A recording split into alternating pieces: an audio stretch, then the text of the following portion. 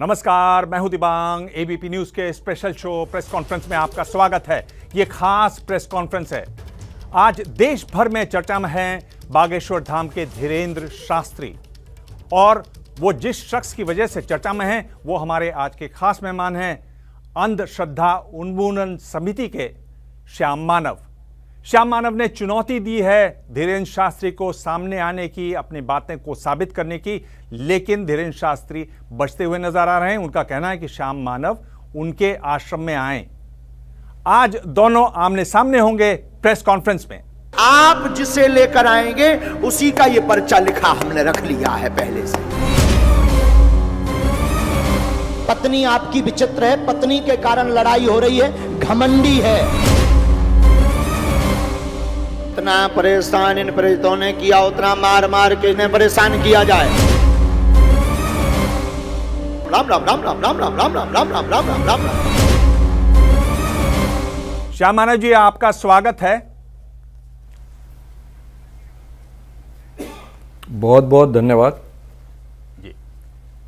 कथावाचक हैं धीरेन्द्र शास्त्री। उनके दिव्य दरबार में भक्त समस्याओं का समाधान जानने के लिए पहुंच रहे हैं, तो दूसरा पक्ष बाबा के उपायों पर सवाल उठा रहा है। बाबा ने आज एक बार फिर चुनौती को स्वीकारा और इस बार बाबा ने दो पत्रकारों को भक्तों को चुनने को कहा और एक बार फिर लाइव समाधान खोजने का दावा किया।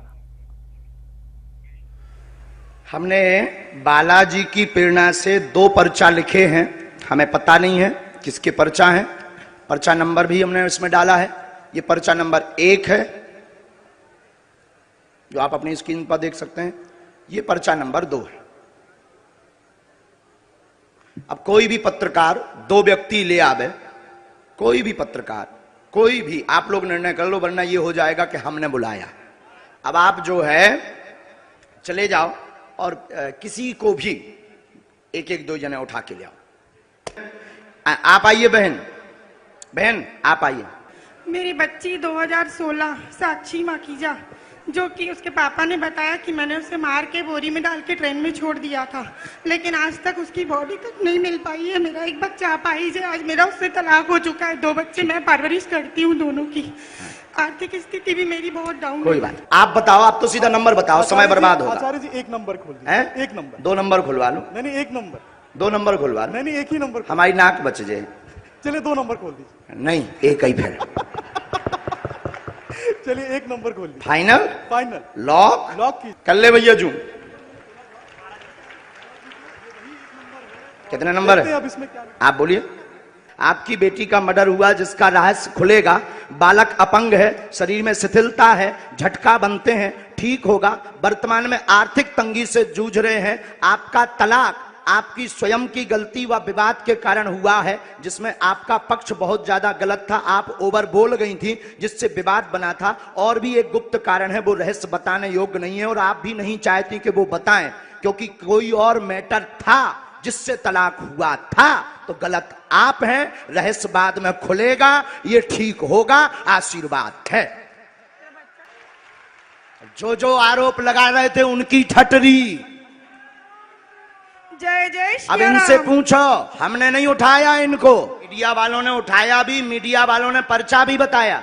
कौन सा नंबर इन्होंने बताया? इन्होंने 1 कहा, फिर आपने कहा, हमने तो कहा तो 2 भी खुलवा लो। 2 भी खुलवा लो, लेकिन ये नहीं माने, बोले नहीं 1 ही, क्योंकि इन्हें ये पता था कि 2 नंबर में हो सकता है। ये बोले नहीं 1 ही। अब आपके ऊपर जो आरोप रुपयों वाला लगा रहे थे, अब आज क्लियर हो गया। मेरा तो हो गया, लोगों का क्या है? लोगों का काम तो कहना है, उसमें तो पढ़ना नहीं। लेकिन ये तो सही है, ये सही है, आपकी आंखों देखे हुआ। अब माता जी आपने बताइए, आपने किसी को नाम बताया? बिल्कुल भी नहीं। मेरे पति का नाम भी मैंने इनको नहीं बताया था, जो अभी महराज जी ने बताया कि उनसे दूर रहना। वो नाम सुनील है, जो मेरे खुद के पति हैं। श्याम मानव जी, इस बार तो ये पत्रकार 2 शामिल थे, वो उठा के लाए किसी को और पर्चा देखिए वो पढ़ के बता रहे हैं। कैसे हो जा रहा है ये सब?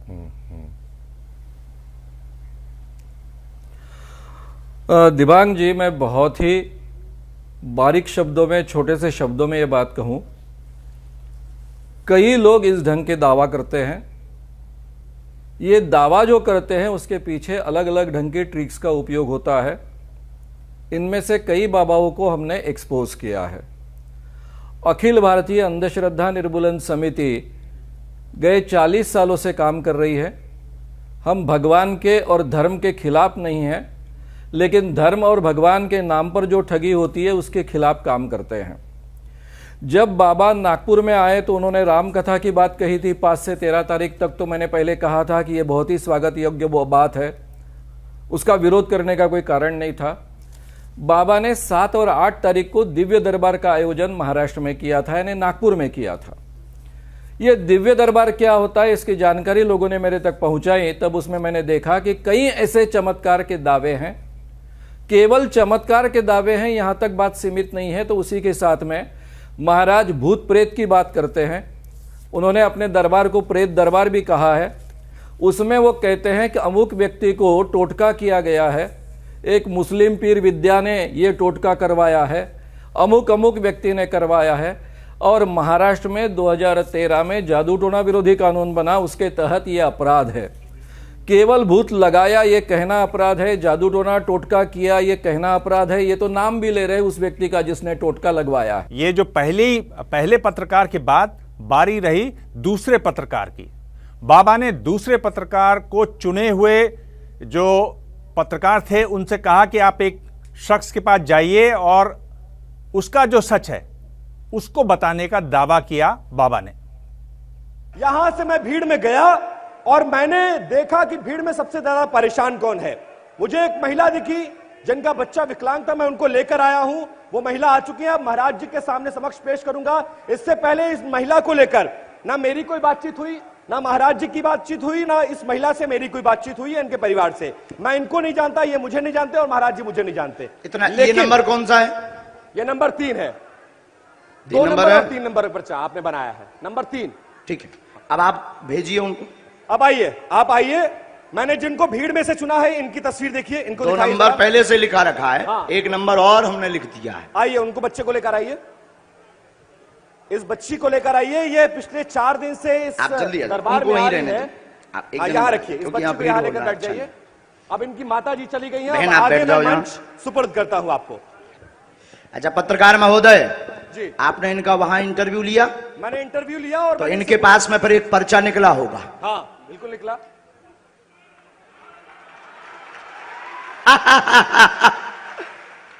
एक पर्चा ये लेकर आई हैं। अब खोलो पर्चा।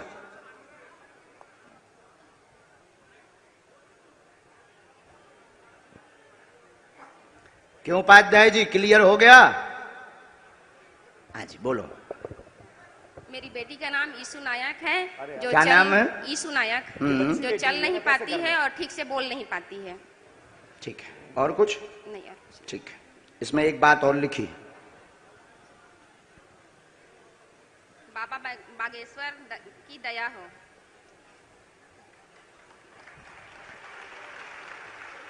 हमारे बालाजी पर्चा भी पढ़ते हैं बहुत अच्छे से, एक एक अक्षर पढ़ते हैं। नंबर 2, नंबर 3, इनमें से इनके लिए कौन सा पर्चा खोलना है ये भी तुम पे निर्णय है। अच्छा, महाराज जी ने मुझे एक और मौका दिया है कि नंबर 2 और नंबर 3 पर्चा लिखे हैं और मैं जो पर्चा कहूंगा सामने आने वाले का वो पर्चा होता है। नंबर 3, महाराज जी नंबर 3 पर्चा खोलिए। ये कितना नंबर है? ये नंबर 2। ये कितना नंबर है? नंबर 3। वो कौन है तुम्हारी? बेटी है। बेटी है।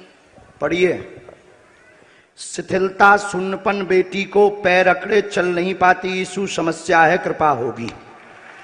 और इस बच्ची की तस्वीर दिखाइए, जिस बच्ची के लिए उसकी मां फरियाद लेकर आई थी, उस बच्ची को देखिए। ये बच्ची 4 दिन से इस दरबार में आ रही है और बाबा जी से मिलने का प्रयास कर रही है। 3 माला करनी है, लहसुन प्याज, ये तुम्हारा पर्चा है। पर्चा भी दिखाइए प्रत्यक्ष को। ये नंबर भी फिर से एक बार दिखा दीजिए। जो कहते थे भगवान नहीं होते, दिव्य शक्तियां नहीं होती, उनकी ठटरी। कितना नंबर है? महाराज जी 3 नंबर। उठो। बागेश्वर धाम की जय। श्याम मानव जी, जो आप करना चाह रहे हैं वही तो ये पत्रकार वहां कर रहे हैं, उनके सामने तो ये बाबा करके दिखा रहे हैं। जी बिल्कुल नहीं, 1% भी नहीं। जी, ये सब इस ढंग के प्रोग्राम से तो पूरे वीडियोस भरे पड़े हैं महाराज के। अच्छा, पत्रकारों में चमत्कार समझने की क्षमता होती है, ऐसा आप मानते हैं? मैं आपके सामने चमत्कार कर कर बताऊंगा, पहचान के बताइए।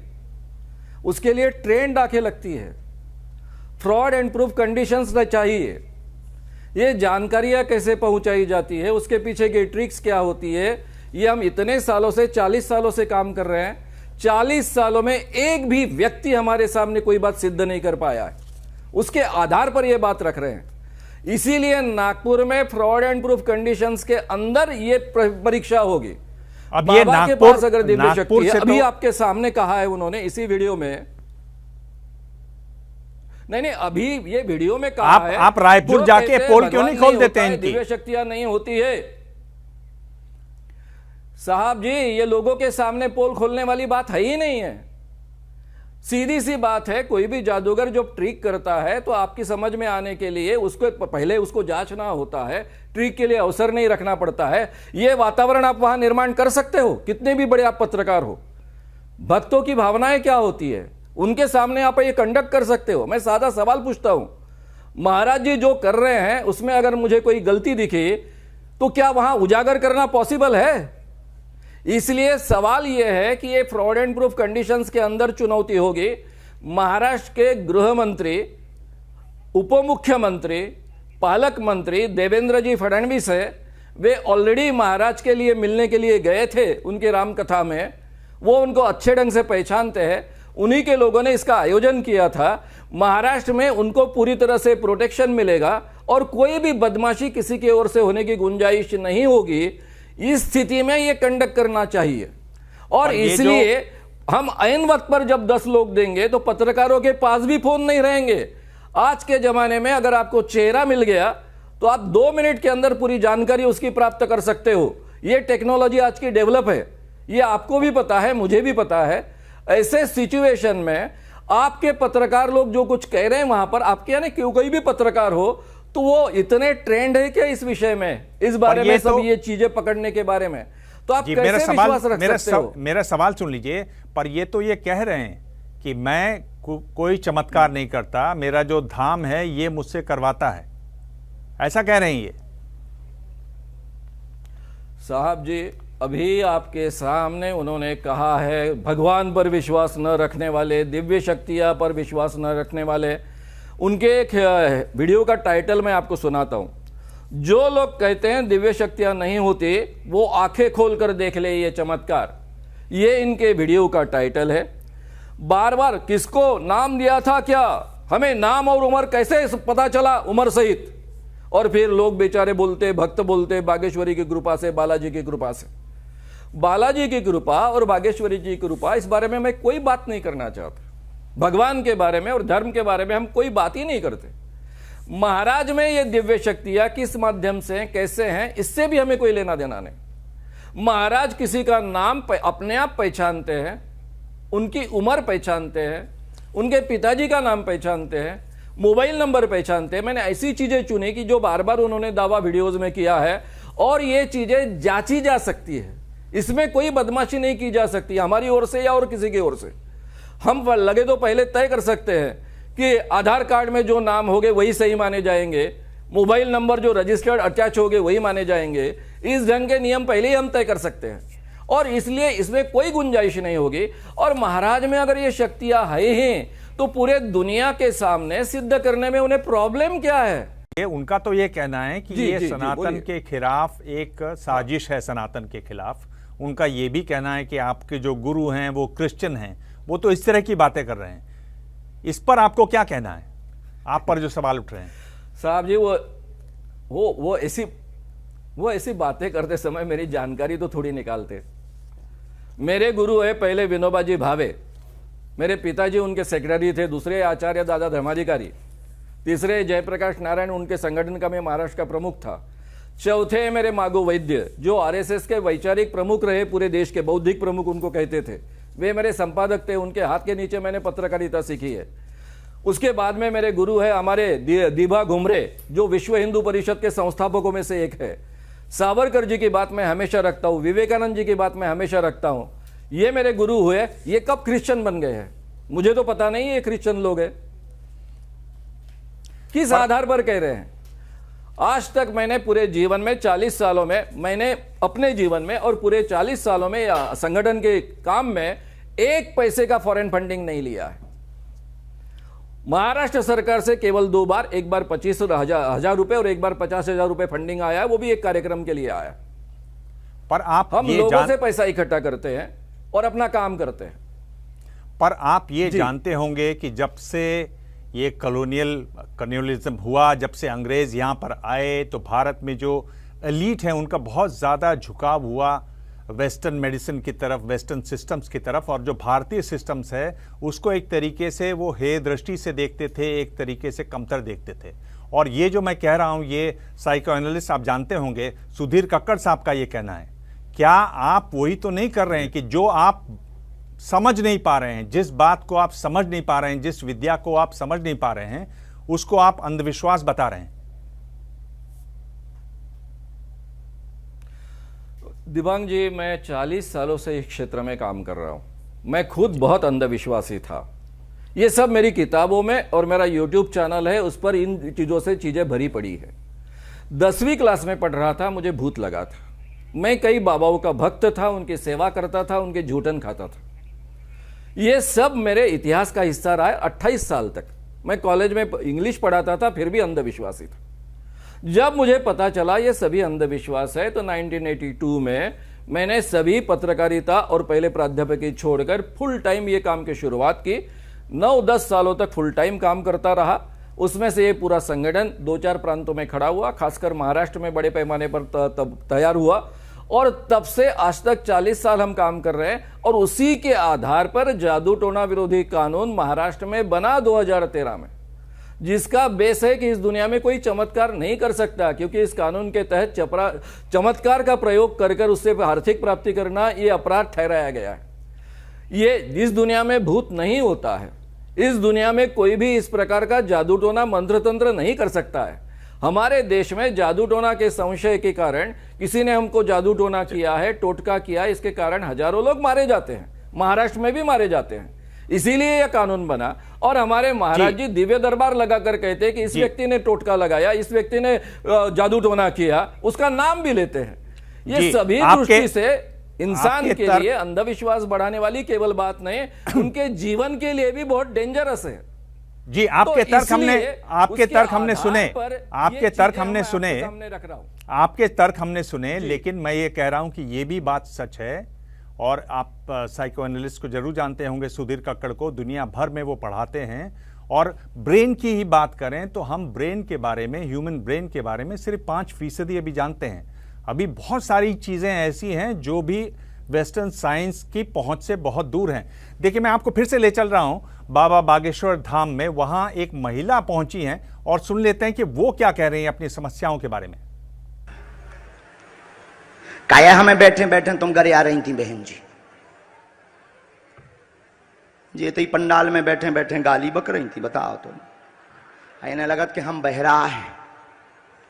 बैठ जाओ, रो मत बहन, रोते नहीं है। देखो बालाजी ने 5 लाख लोगों में तुम्हें बुला लिया, रो मत, माइक लो हाथ में, ये कृपा है। तुम कह रही थी कि हम आई भगवान नहीं सुनत, दुखियन की नहीं सुनाता, भगवान बड़न बड़न की सुनत। जो पत्रकार उल्टा सीधा बोल रहे उन्हीं भर की अर्जी लगा रहे, अपने लोगन हम बुलवा ले, उन्हीं से उठवाऊ थो। हमने गुनाह कर दो का, हमने पाप कर दो, हम हैरान है हमारी सुन नहीं रहा। भगवान भी अमीरन को है, गरीबन को नहीं है।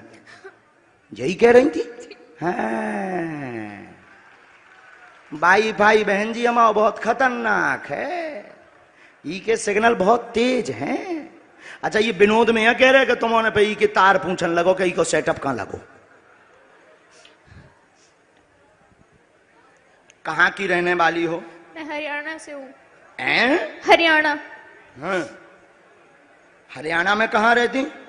जींद बरवाड़ा साइड में जी मेरा गांव। अच्छा, इतने दूर से आई? जी नहीं, कहाँ आई? रायपुर में ही रहती हूँ पति के साथ में। रायपुर में हैं? रायपुर में जी। हरियाणा में जिंद से इधर रायपुर में पति के साथ जी रहते हैं। तो आपने कहा हुआ समस्या बताई? नहीं।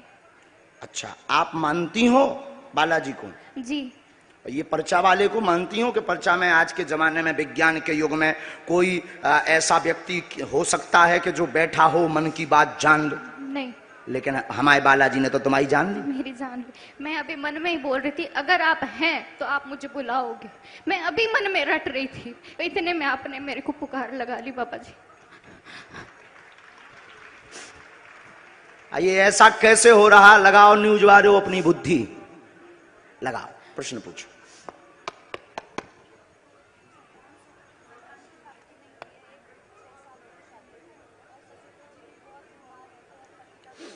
हम बता दें। और पढ़ी लिखी हैं, परेशान घर में, जॉब स्थिर नहीं, पति का उपद्रव मचता है, मूलतया संतान का आशीर्वाद लेने आई हैं, विवाह को बहुत दिन हो गए हैं, संतति नहीं हो पा रही है, डॉक्टर में सब कुछ नॉर्मल आ रहा है। माइक तो जी जी बिल्कुल, जी बिल्कुल। डॉक्टर में नॉर्मल आ रहा है और डॉक्टर कुछ बता भी नहीं पा रहा है। हाँ। आपके विवाह के 6 वर्ष हो चुके हैं, संतान योग आपका 2.5 वर्ष के अंतर्गत होगा, आशीर्वाद है। नियम का पालन करेंगे तो।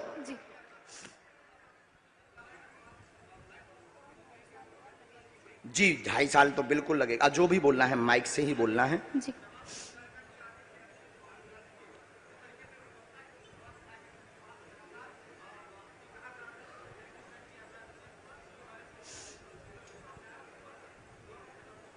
अच्छा, कलेश भी बनता है?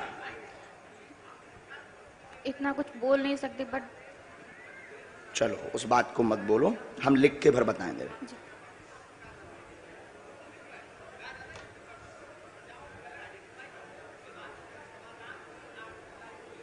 ये वाला जो गोला है, हम माइक से आपकी प्राइवेसी नहीं खोलना चाह रहे, ये गोला है, लेकिन आप लोग भी कैमरा में से मत लेना, माइक नजदीक करो। अब बताओ क्या ये सही है? हाँ जी। एकदम सत्य है? जी। हैं? हाँ जी। जाओ, आशीर्वाद है। इसको हम मिटा भी देते हैं ताकि कोई दिक्कत नहीं है जी। हाँ। और बहन जाओ, आपके घर पर खुशखबरी आएगी। श्याम जी, ये कैसे ये सब बता रहे हैं, सब पता कर रहे हैं। और अगर आप देखें तो अलग अलग जो पीर हैं वो भी इस तरह की बातें करते हैं, अलग अलग समुदाय हैं वहाँ भी इसी तरह से होता है। सिक्किम में चले जाइए, वहाँ पर राय समुदाय हैं, वहाँ भी मांगपा हैं, वो अपना पास्ट बता देते हैं, चीज़ों को बता देते हैं। ये सब आपके सामने हो रहा है, ये कैसे होता है? एक ये भी कहा जाता है कि कर्ण पिशाच विद्या जिसको आ जाती है, ये उसकी वजह से है। दीवान जी, आप मेरी बात सुनेंगे? आप मेरी बात सुनेंगे? जरूर। जब मैंने महाराज जी को यह आह्वान दिया तब उनके 40-50 वीडियोस खंगाल चुका हूं मैं, ये सब बातें समझ चुका हूं, देख चुका हूं, उसके बाद में यह आह्वान दिया है। आप कर्ण पिशाच की बात करते हैं, मैं 3-3 हजार 10-10 हजार लोगों के सामने कर्ण पिशाच करके बताता आया हूं, वो एक ट्रिक होती है। तो इसलिए मैं इस फील्ड में काम करते आया हूं, 40 सालों से काम कर रहा हूं, आज तक कोई भी साबित नहीं कर पाया है 40 सालों में। एक बात तो साफ है कि आप भी अपनी धुन के पक्के हैं बिल्कुल, और ये आमने सामने मुझे लगता है जब बात होगी तभी ये बात सामने होगी। और आपने हमें इतना समय दिया, बहुत बहुत धन्यवाद। हम उम्मीद करते हैं कि वो दिन भी आएगा जब आप और ये धीरेन्द्र शास्त्री आमने सामने होंगे इसी शो में। बहुत बहुत धन्यवाद। एबीपी न्यूज के खास शो प्रेस कॉन्फ्रेंस में आज इतना ही। अगले हफ्ते प्रेस कॉन्फ्रेंस शो में मिलेंगे एक और खास मेहमान से। तब तक देखते रहिए एबीपी न्यूज। जैसे ही घड़ी का काटा दोपहर 2:30 पे आए, बबीता जी का दिल सास बहू साजिश के लिए मचल जाए। और ये है इनकी बहू, पूरे दिन ऑफिस की टेंशन हो जाए गॉन जब ये करें अपना फेवरेट शो फ्री टाइम पे ऑन। इनकी तरह आप भी देखें अपना फेवरेट शो अपने टाइम पर और डाउनलोड कीजिए एबीपी लाइव ऐप अपने स्मार्ट टीवी पर।